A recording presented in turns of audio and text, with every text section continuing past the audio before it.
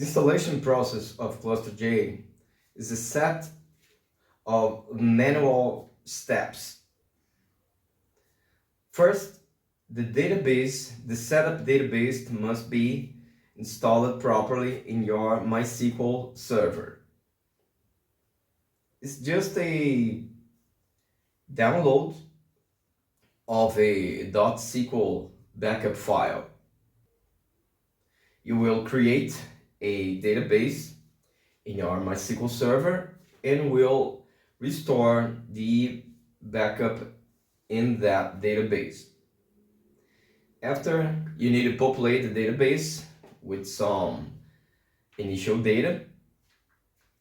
You will create a sys account, and later on you will create the machines and the ports in each of those machines that will be available for Node Manager to install nodes in those ports.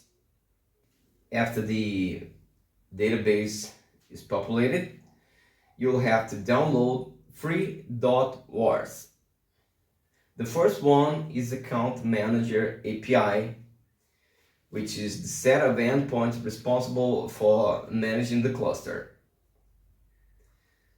The second is Cluster Manager API, which is the API responsible for creating clusters, nodes, and performing the load balance when the client requests an endpoint from his .war installed in the nodes.